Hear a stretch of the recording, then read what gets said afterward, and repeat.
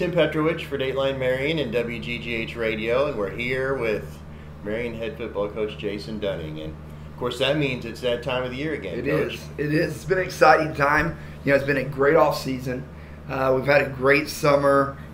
Kids are bought in. We kind of reevaluated things after the ending of last year, which coaches do in the off season. They go back and they look at what worked, what didn't work, what they needed to change, what they needed to look at, and we kind of reevaluated some things within the program, and it's been a exciting, fun off season. We're ready to get after it. We won't dwell too much on last year because this is this year, but of course last year the playoff streak ended, and so what did you learn? What did you take from that you can bring forward into this year? You know, we got to go back and work on the foundation. The foundation kind of got a little rocky, and we had to start over, which, you know, that happens. Happens from time to time. The streak we knew at some point was going to end. Did I want it to end in my first stint as first year as head coach? Absolutely not. But it is what it is, and we kind of took a long look in the mirror, did some soul searching, and looked at the foundation of what started this whole thing here. And we went back and worked on the culture of things, and we worked on the team-oriented type of stuff, and put an emphasis on culture and expectation and standards, and this is why we do the things that we do, and the kids have really, really bought in to that, even to the point that our motto this year is family. And I know a lot of teams use family, but ours has a little twist to it. It's an acronym, meaning forget about me, I love you. What can we do as teammates, coaches, football program to help others within the program be successful? And I think this kind of, I thought that once I heard it, and I've got to give credit where credit's due, Jalen Milroe and the Alabama Crimson Tide kind of stole that last year. And it just resonated with me in the off season that's this group.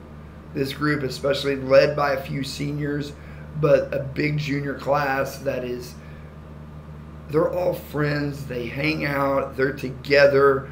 You know, the off season, the practices have been, you know, there's a sincere love for each other, a sincere camaraderie amongst the group, and I think they truly have believed in that they are team first oriented, family first type guys, and what can I do to make the team better has kind of been our focus.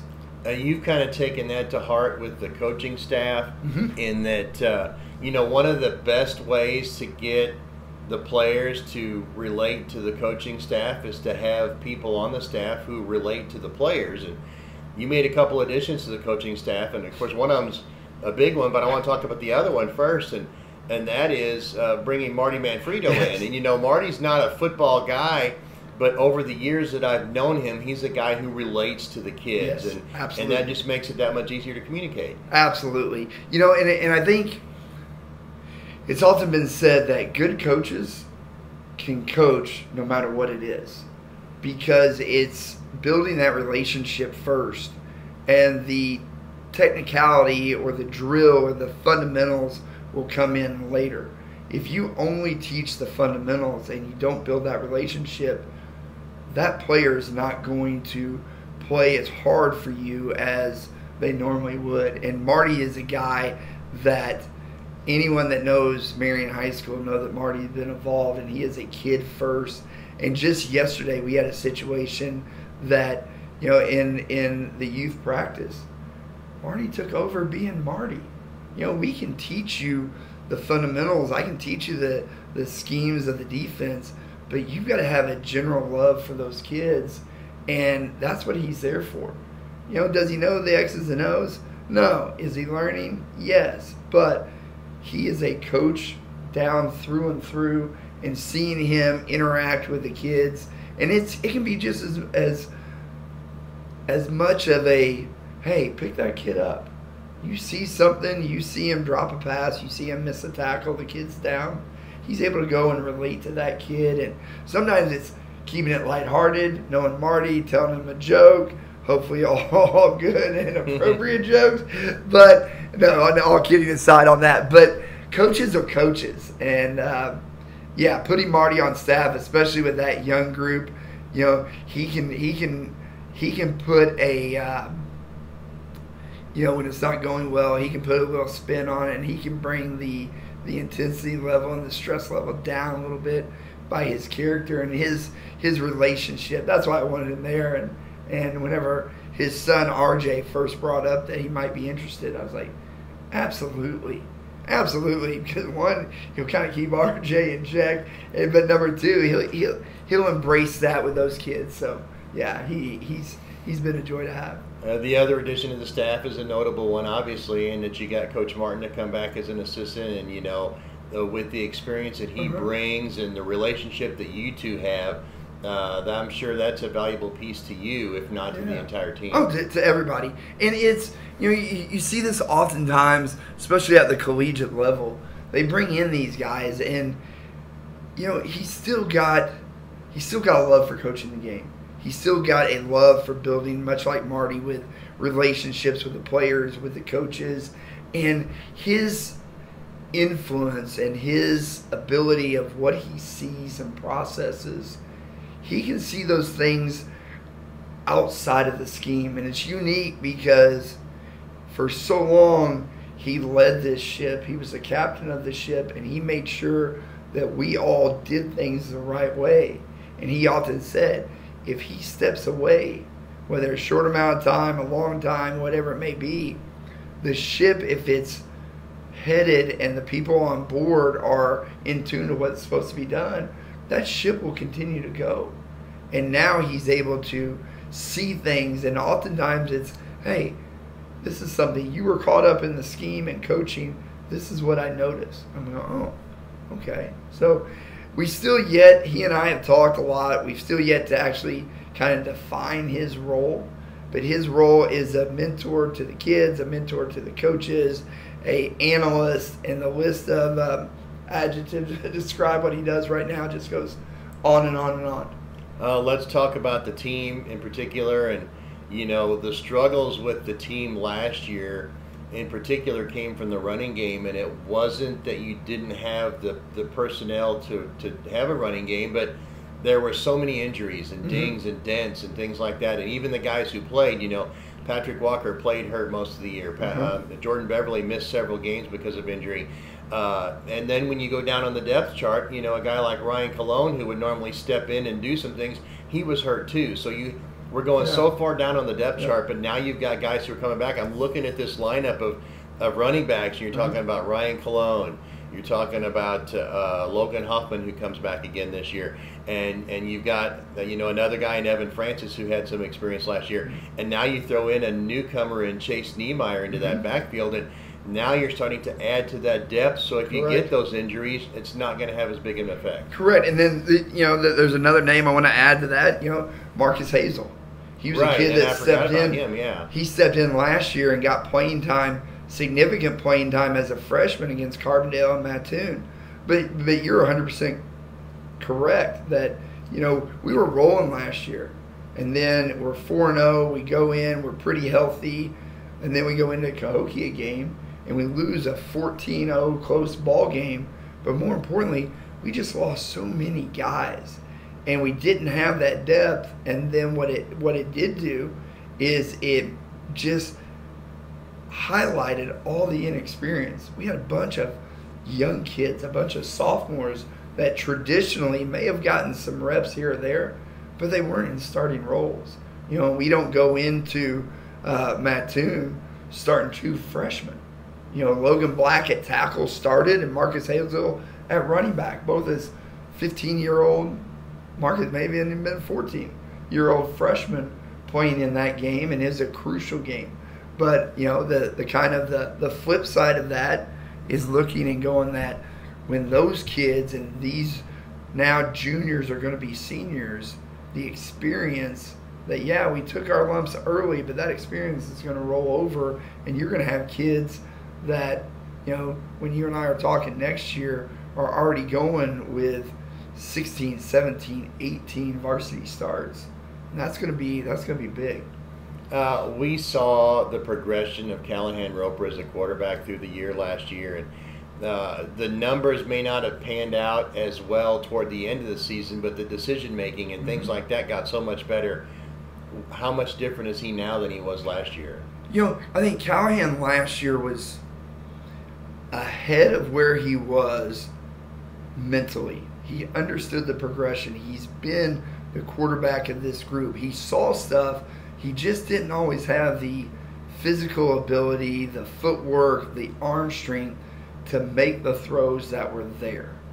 Now he spent the offseason getting bigger, getting stronger, and those weapons that he had last year as young kids, other new bright-eyed sophomores in Sam Atkins and Aiden Pickles and Logan Hoffman and Junius, and those guys are now, they're physically more mature. So you put a good quarterback that's gotten even better mechanically, physically, and understands the offense even to a greater level. And now you've got those toys out there that can do things. It could be a very, very exciting season on what we can do skill-wise. Now I'm looking at the receiving core, and a lot of them played last year, Yes. but I'm looking at names like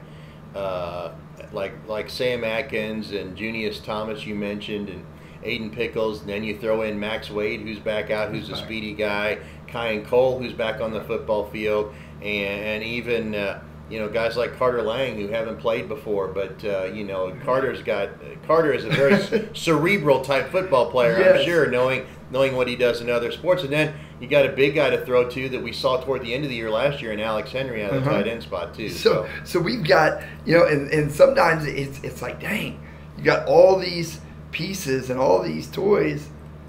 You only get to play 4 of them at a time. It's like, can we not go? And I think back a few years ago, they had this 8-11 concept where you put all these skill kids on the field, and in certain formations, these guys were on or these guys were on. It makes defending it a nightmare, and going, hey, we now have the depth that we can do that. But you're exactly right, and I think it really raises the level of practice, because those guys know you better be on every day, because we've got enough guys and enough depth that if you're struggling catching the ball or blocking or route running, you've got guys behind you that come in.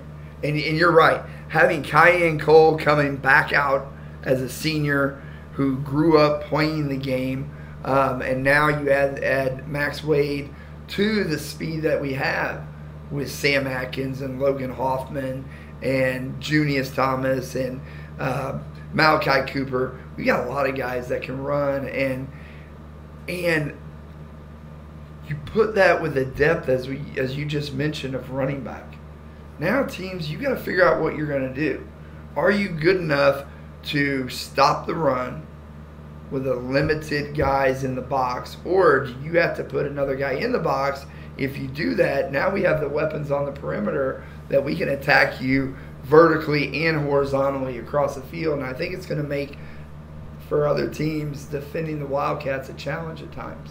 I know it's going to be hard to match the 21 team that had so many good receivers. And, everyone thinks about Vincent Newsom, but you overlook guys like Walker Fox and Mason Gooch and some of those guys. And all of them could catch the ball. It wasn't like you took a chance throwing to one because whoever you threw to, they were going to catch it. So are you in that position again? Maybe not the same skill level, but obviously the same number of guys who are reliable. Right. And I think absolutely. And I think back, you mentioned Mason Gooch, and I think he's a great example, because I think Max Wade, Logan Hoffman are kind of that role. In the fact that if you put Pickles on one side, you put Sam Atkins on the other side, and going, okay, as a defensive coordinator, who are you going to try to take out of that equation?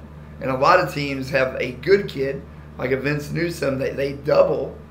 Well, that's fine. You can double Sam, or you can double Aiden, or you can double whoever you want to double that's giving you threats that you're worried about. But you better keep track of the little bandits that can go screaming across the field. And Mason Gooch did it when teams tried to take Vince out of the mix, And now we got the ability that Logan Hoffman and Max Wade and Cayenne, that are great counters to Sam and Junius and Alex and Matt, all the names. I'm glad I coach on the defensive side, so I don't have to defend because and then I think you also got to add to that, Petro.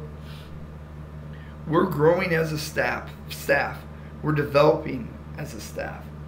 Last year, not only was it my first year as head coach, but you had Coach Vinoy, who's in a new role of calling plays. And you can be a part of this offense and be under Coach Martin for all these years, but until you're faced in that role, that now you're the signal caller, now you're the coordinator doing this, and now you give him the ability to run the ball with Ryan Colon and Chase Niemeyer, Marcus Hazel, and Blake Winters, and all the guys that are in the backfield. Well, team's got to figure out, you've only got 11 dudes that you got to try to figure out what you're going to defend on us. And he's grown on his ability to see and manipulate things and call plays to get our guys touches, to get those guys opportunities to make plays, and he's gotten really, really good at doing that. You mentioned the defense. We talked several times about the fact that there were times when you had, I think, 9 sophomores on the field at the same time. Mm-hmm. And I'm looking at guys who, who's coming back on the defense. And, we've mentioned Aiden Pickles, who was a defensive back. We've mentioned Alex Henry, who was a key player on the line. Malachi Cooper. Hudson Wade, who really came on at the second half of the season last year. You've got some guys to build that defense mm-hmm. around, and they've got experience now. They're juniors instead of sophomores. Correct. And they understand the terminology. They understand the scheme that we're trying to do. I call it playing chess. Let me play chess. Let me move you guys around. And last year they just kind of did it and hoped that they were right. Now they're starting to understand it, and they're starting to ask questions, and it's going, okay, figuring out what each of those guys do well. And you bring back with, Sam, who started, and Cayenne, who I think would have started but had experience his sophomore year. He got some reps in the secondary, and you've got Aiden Pickles back there, and Blake Winters, and Junius, who is an all-South player. All of those guys kind of roaming around the secondary and going, okay, they've seen this stuff, and they're going to get better and better. And with the exception of Cayenne and that group of names, they're all coming back for next year. Yeah, but then the other thing I want to bring this up is how the sports cross over. We've seen Cayenne Cole develop into a defensive stopper in basketball. Correct. And so you bring that mindset into football, and maybe not having that year of experience with the plays is overcome by his nose for playing defense. And I think, yes, I agree with you 100%. He's got the ability, and we even saw that his freshman, sophomore year. He's got ability to make plays. Same thing he does on the basketball court. And now you put him out there, and he steps into a role where he can be that guy. And I don't have any problems in playing some man coverage with him out there, because that's what he does on the basketball court. He can take some of the best guards and just completely shut them down because he's athletic enough to run with them, and it allows me as a coordinator to develop some schemes to go, okay, he's good enough to take away that guy. Sam and Pickles and Junius can take away those guys. So now I can put an extra guy in the box and play some different schemes up front. And I've got 2 returning starters at defensive end. And as you said, Alex Henry and Malachi. They both started every game last year. And now they've got a chance to be, as a junior, starting, every game there. And so it's going to be fun.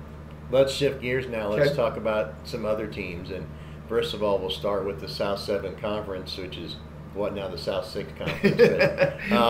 But, looking up and down that conference, you have defending champion Carbondale. Yeah. You have Cahokia, that's always athletic. And with those 2 teams in the mix, the recent poll I saw that came out has Mount Vernon as the favorite. So talk about what you know about the rest of this conference and what you kind of expect to see. I think everybody's I think everybody is graduated a bunch. I think everybody is going to be on a very, very competitive, almost identical level. I think all of us are heavy sophomore, junior oriented with a few key seniors out there. Cahokia is going to be Cahokia, as you said. Carbondale lost a great quarterback in the Bowlby kid. They lost some receivers, but they've got athletes.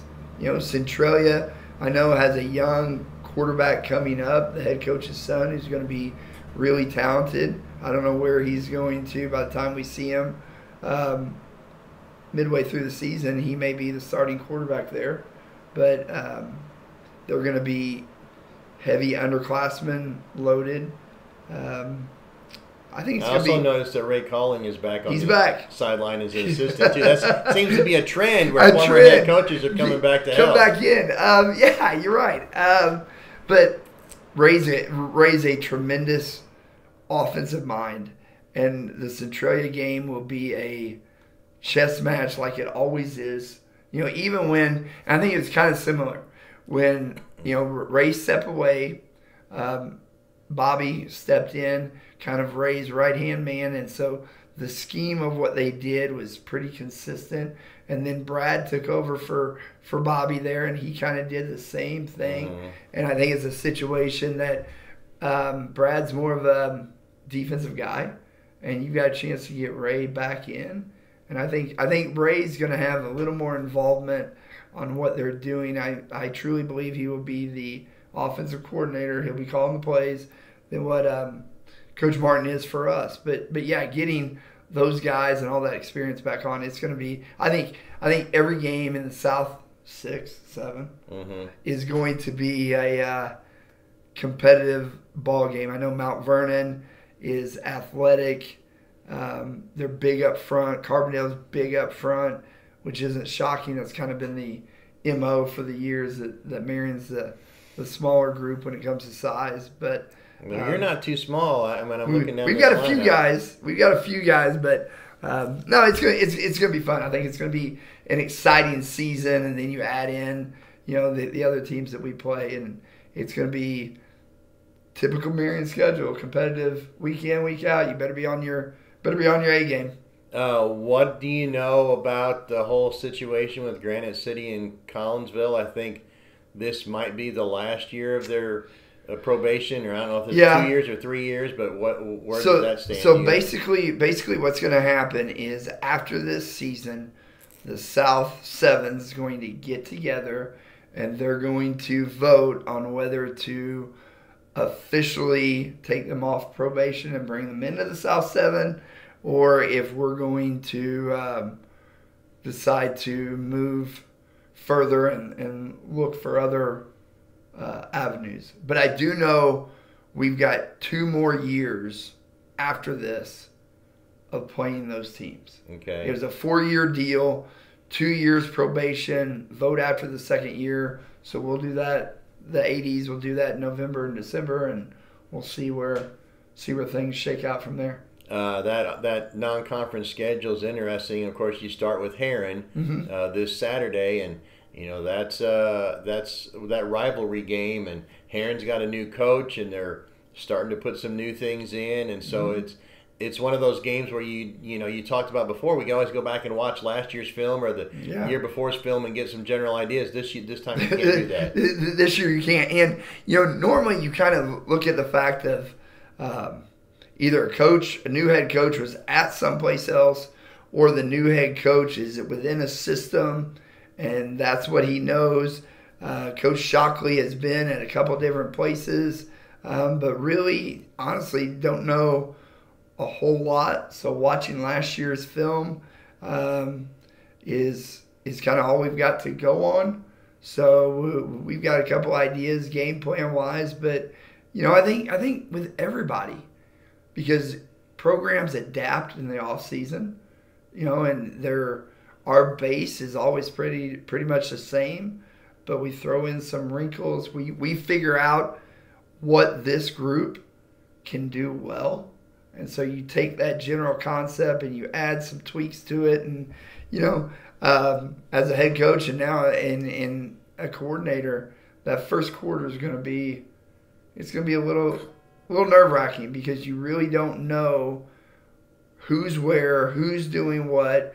Last year going into the Herrin game was not expecting the big Harrison kid to be a quarterback. And so there's a lot of adjustments going on. But to be honest, Petro, I'm more worried about the Wildcats going in than what anyone else, because I feel strongly if we take care of ourselves, we got a pretty good shot. Well, the one thing you know about Herrin coming is I think of two in particular athletes that got on that field that changed that tilt the field. They do. When we talk about guys who tilt the field, Chris Nelson and Kyrese Lucan can certainly do that. Can absolutely tilt the field. And that's what I've kind of stressed to the kids all week, that those two are both dynamic players that if they get the ball, they're a missed tackle away from scoring. That they're quicker than what we are, those two kids. Now where they're at, anybody's guess. I think I've got an idea where they're going to be, but they didn't. We went against Carterville Friday night. Herrin did not. I think if you're kind of looking at it, they've got a little bit of the advantage in it from the standpoint of they've not shown their cards a whole lot. People know kind of who we've got where and who's doing what. And we did a live scrimmage against Carterville, and I expected that, I didn't look for them, but I assumed that there were some Tiger fans and loyal supporters there just trying to take a look at what we were doing. And, so, I mean, it's going to be interesting, but I'm ready. I'm glad the game's here. And you kind of mentioned it a while ago. Anytime you get a rivalry game, you can throw that paper and throw thoughts and preseason stuff out the window, because the Herrin Tigers are going to come and, they want to knock us off. And we are well aware of the fact that they're going to come in here, new coach, fired up, they're ready to go, and any momentum they can get early, I think, will fuel them. And so we've got to take care of ourselves and move the ball and score and try to play good defense and give us a good shot to come out of here with a victory.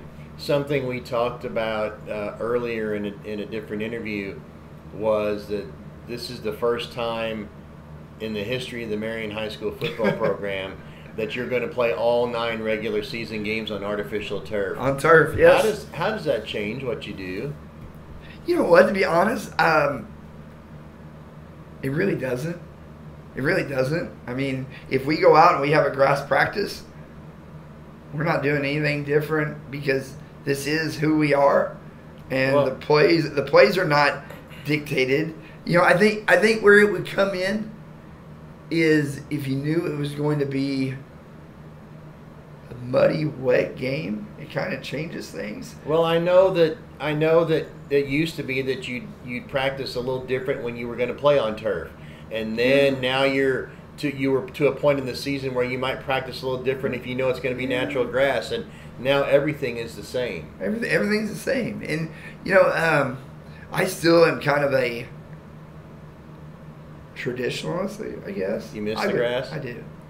It's got a different feel, but I mean, as far as coaching, there's you don't have the stress of, okay, are we going to be on a wet surface? What's the footing going to be like?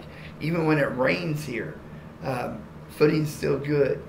But as far as practicing any different, especially if we were on the grass, we may work a little more of our tight offense type stuff, so the kids had an understanding of the footing is going to be a little bit different. But I think all that, I don't know. That's a good question. But kids are excited about it. They're excited. They're like, hey, that means we can wear our white pants on the road. Yeah. I go, we can wear our white pants because there's no risk of grass stain and doing that. But it's a unique thing that we knew it was going to come at some point, and then lo and behold, especially after the Lighthouse game got moved, and Centralia got turf, Cahokia got turf, that Mount Vernon's got. Yeah, it's gonna be nice. Let's talk about Saturday night again. Okay.